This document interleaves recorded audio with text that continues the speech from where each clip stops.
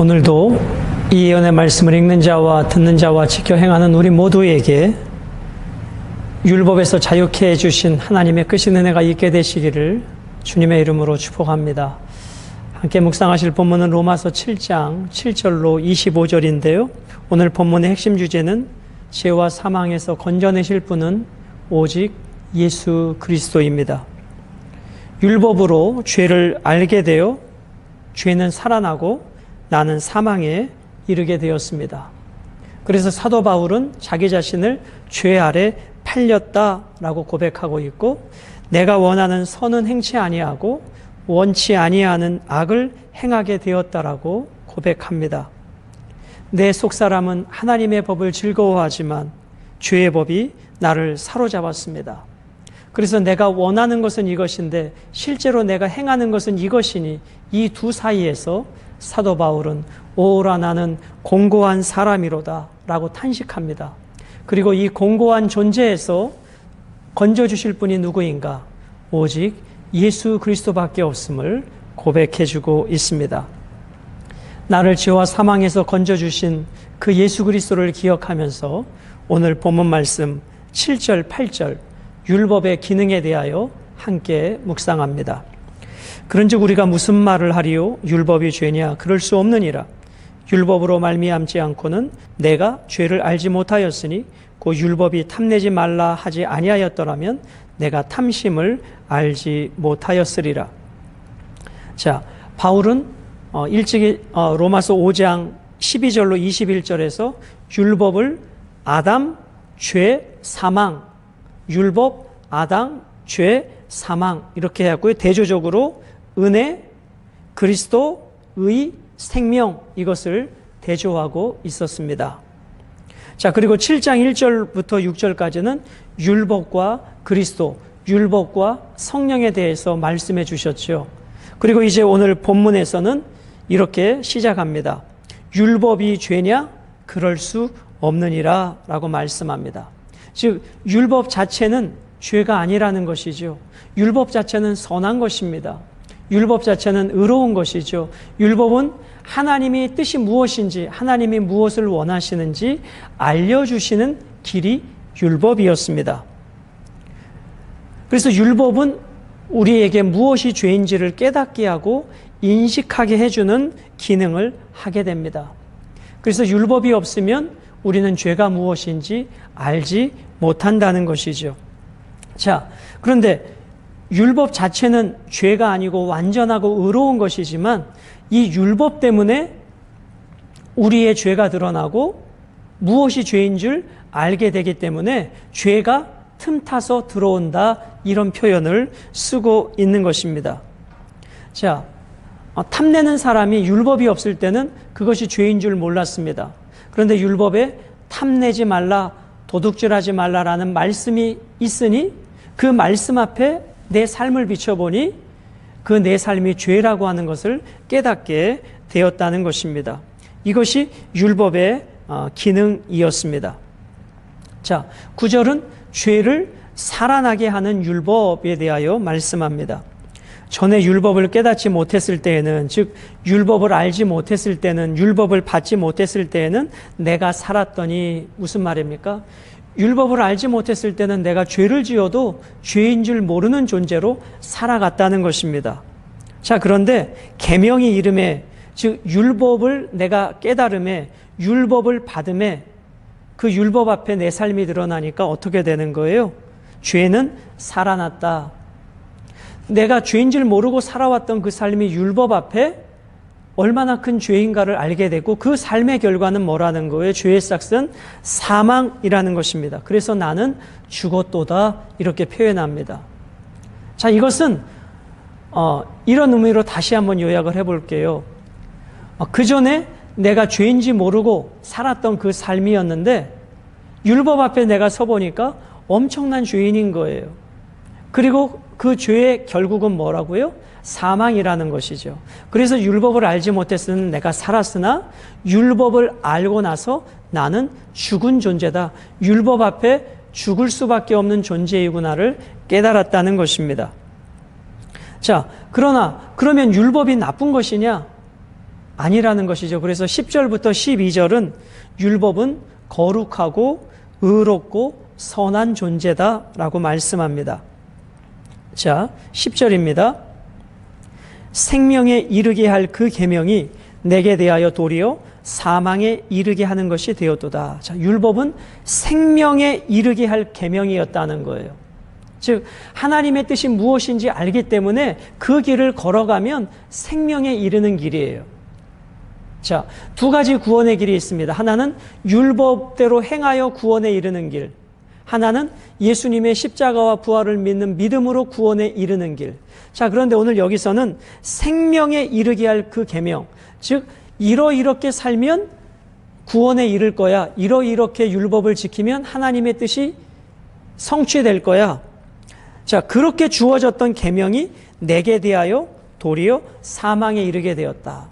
무슨 말씀입니까? 그 율법 자체는 생명에 이르게 하는 계명인데 인간이 문제라는 거예요.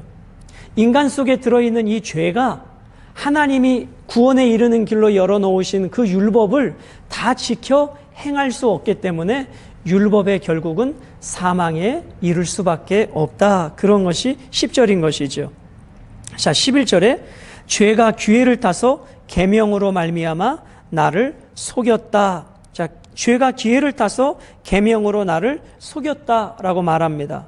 즉 틈을 타고 들어온 죄가 율법이 가진 순기능, 즉 하나님의 뜻이 무엇인지 알려주는 그 율법의 기능이 인간 자체에 있는 이 죄성이 하나님의 뜻대로 살지 못하기 때문에 그 틈을 타서 죄가 들어왔다는 거예요. 즉 그것이 죄인 줄 알게 되어졌다는 것이에요. 즉 율법이 가진 순기능을 이 죄가 왜곡시켰다, 그런 의미인 것입니다. 그래서 오늘 12절을 한번 보십니다. 이로 보건대 율법은 거룩하고 계명도 거룩하고 의로우며 선하도다. 즉 율법, 계명은 뭐예요? 그 거룩하고 의로우며 선한 것이었다. 이것이 하나님이 주신 율법이에요. 그런데 인간이 그 율법을 지키지 못하기 때문에 그 율법이 죄를 깨닫게 하고 죄를 드러내고 죄를 인식하게 하기 때문에 이 율법 앞에 서면 우리는 죽을 수밖에 없는 존재라고 하는, 그래서 율법은 부정적 인식이 있었는데 오늘 사도 바울은 율법 자체가 나쁜 것이 아니다. 율법 자체가 악한 것이 아니다. 율법도 선하고 계명도 거룩하고 의도 선한 것이다. 그런데 뭐가 문제다? 그 율법을 지켜내지 못하는 인간의 죄가 문제인 것이다. 그러면 이 죄 문제를 어떻게 해결할 것인가? 이것이 로마서를 풀어가는 주제인 것이죠. 자, 13절과 14절은 사망을 이야기하는 죄에 대하여 말씀해 줍니다. 자, 13절. 그런즉 선한 것이 내게 사망이 되었느냐? 그럴 수 없느니라. 즉 선한 것, 여기서는 율법이죠. 율법 자체는 선한 것인데, 자, 내게 사망이 되었느냐? 그럴 수 없다는 거예요. 우리가 율법을 지켜내지 못하는 우리 자신, 우리에 있는 죄가 문제인 것이지 율법 자체가 사망이 될 수 없다는 거예요.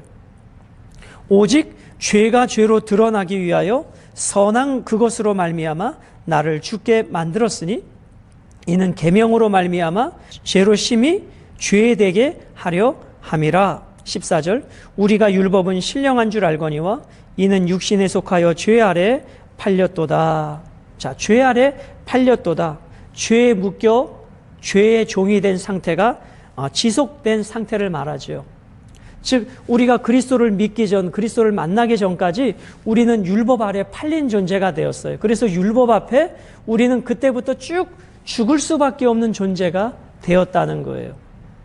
그 율법 자체는 선하고 율법 자체는 신령한 것인데 그 율법이 죄를 드러내고 인간의 삶이 그 율법을 다 지켜내지 못하기 때문에 인간은 죄의 법 아래 팔려버린 존재가 되었다라는 것입니다.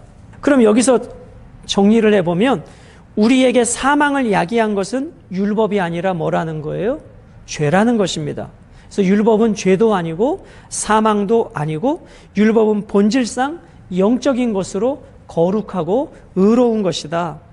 즉 사람이 죄를 짓고 사망에 이르는 것은 율법 때문이 아니라 육적인 것은 오직 사람 때문이다. 사람의 죄 때문이다. 라고 사도 바울은 계속 말씀해 주고 있습니다. 자, 15절부터 20절까지는 내가 원하는 것은 이것인데 실질적으로 내가 행하는 것은 이것이다. 그래서 원하는 것과 행하는 것 차이의 불일치에 대하여 말씀해 주고 있습니다. 자, 15절 내가 행하는 것을 내가 알지 못하나니 곧 내가 행하는 것은 내가 원하는 것은 행하지 아니하고 도리어 미워하는 것을 행함이라. 내가 원하는 것은 하나님의 뜻대로 살고 싶어요. 하나님의 말씀대로 살고 싶어요. 그런데 내가 행하는 것은 실제로 뭐라는 거예요? 하나님이 싫어하시는 것, 하나님이 미워하시는 것을 행하는 내 자신을 보게 된다는 거예요. 자, 16절 만일 내가 원하지 아니하는 그것을 행하면, 즉 원하지 아니하는 그것, 죄된 삶을 말하죠. 내가 이로써 율법이 선한 것을 시인하노니 이제는 그것을 행하는 자가 내가 아니요 내 속에 거하는 죄다. 자, 지금 사도 바울은 우리 인간이 아무리 원해도 아무리 노력해도 율법 자체를 지켜낼 수 없다는 거예요. 무엇 때문에? 인간 안에 있는 죄성 때문에. 그 죄 때문에 인간이 아무리 원하고 또 원해도 율법이 원하는 그 기준을 다 이룰 수 없다. 무엇 때문에? 죄 때문에요. 18절 내 속 곧 내 육신에 선한 것이 거하지 아니하는 줄을 아노니 원함은 내게 있으나 선을 행하는 것은 없노라. 이것이 인간이 가지고 있는 한계입니다. 그래서 우리는 예수 그리스도가 필요한 존재이지요. 19절 내가 원하는 바 선은 행하지 아니하고 도리어 원하지 아니하는 바 악을 행하는도다. 이것은 사도 바울의 고백이지만 우리 모두에게 해당되어지는 고백입니다. 20절 만일 내가 원하지 아니하는 그것을 하면 이를 행하는 자는 내가 아니요 내 속에 거하는 죄다라고 말씀해 주고 있습니다. 자, 바울은 율법이 문제가 아니라 죄성을 가진 인간, 죄를 행하는 인간이 문제인 것을 말씀해 주고 있습니다. 자, 21절로 마지막 25절은 사람의 이중성과 율법의 이중성에 대하여 말씀해 주고 있습니다. 21절 그러므로 내가 한 법을 깨달았노니 곧 선을 행하기 원하는 나에게 악이 함께 있는 것이로다. 내 속사람으로는 하나님의 법을 즐거워하되 내 지체 속에서 한 다른 법이 내 마음의 법과 싸워 내 지체 속에 있는 죄의 법으로 나를 사로잡는 것을 보는도다. 그래서 바울은 고백합니다. 오라 나는 공고한 사람이로다. 이 사망의 몸에서 누가 나를 건져내랴. 여기서 이 공고한이라고 하는 것은 비참한 그런 뜻입니다. 즉 죄의 지배에서 헤어나오지 못하는 존재를 말하는 것입니다. 더 이상 견디고 아무리 이를 악물어도 그 스스로는 율법의 굴레에서 벗어나올 수 없는 그 존재, 그것이 공고한 존재, 그것이 바울이었고 우리 모두였다는 것입니다. 그래서 우리는 이 공고한 존재에서 누가 우리를 건져낼 수 있는가? 그것이 25절입니다. 우리 주 예수 그리스도로 말미암아 하나님께 감사하리로다. 그런즉 내 자신이 마음으로는 하나님의 법을 육신으로는 죄의 법을 섬기노라. 내가 아무리 율법을 지키고 또 지켜서 하나님의 의의 기준에 도달하고 싶지만 그 지켜낼 수 없는 내 연약함 앞에 나는 공고한 존재가 된 거예요. 죄의 포로가 된 거예요. 그런데 이 죄의 포로에서 누가 건져주셨는가? 25절에 예수 그리스도였다는 거예요. 그래서 내 삶으로, 내 능력으로는 이 율법을 이룰 수 없지만 예수 그리스도께서 십자가를 통해서 이 율법의 요구를 다 성취하셨고 이제 여러분과 제가 예수 그리스도를 믿는 그 믿음을 통해서 우리는 죄의 법 아래 있는 자가 아니라 이제 8장에 등장하는 생명의 성령의 법 아래 우리는 있는 존재가 되었다는 것입니다. 그래서 내 마음으로는 하나님을 기쁘시게 하고 싶지만 육신을 가진 내 존재는 여전히 세상을 향한 욕망이 남아있다는 거예요. 그래서 이것이 무엇이냐? 이게 영적 전쟁입니다. 하나님을 기쁘시게 하고자 하는 마음과 이 육체는 끊임없이 육신의 정욕, 안목의 정욕, 이생의 자랑으로 살고 싶은 이 싸움이 시작된 것이죠. 그러면 이제 우리는 이 싸움에서 어떻게 해야 되는가? 우리를 위하여 도우시는 성령님으로 말미암아 우리는 넉넉하게 이겨낼 수 있다는 것입니다. 오늘도 함께 말씀을 묵상하는 여러분, 우리 그리스도인들은 죄의 종에서 해방되어 이제는 의의 종이 되었습니다. 내가 원하는 삶을 살았던 불순종의 삶에서 순종의 삶을 살게 되었습니다. 육체의 지배에서 해방되어 성령의 인도하심을 따르는 삶을 살게 되었습니다. 그러므로 여러분과 저는 더 이상 죄의 종이 아니라 의의 종이요, 성령님이 우리와 함께 하시는 거룩한 하나님의 백성이 되었다고 하는 것입니다. 오늘 우리는 이 말씀을 묵상하면서 내 힘으로는 이 공고한 상태에서 벗어날 수 없지만 오직 예수 그리스도의 그 십자가 대속의 은혜를 통해서 우리는 더 이상 공고한 자가 아니라, 우리는 죄의 법 아래 사로잡혀가는 자가 아니라 그 죄의 법에서 해방된 하나님의 거룩한 백성이 되었음을 기억해 주시기 바랍니다. 그러므로 오늘도 우리가 이 죄와 싸워 이기는 길은 내 의지로 이기는 것이 아니라 성령에 사로잡힐 때 오직 성령의 순종함을 통해서 우리는 이 죄의 법을, 이 육체의 욕망을 이겨낼 수 있는 것입니다.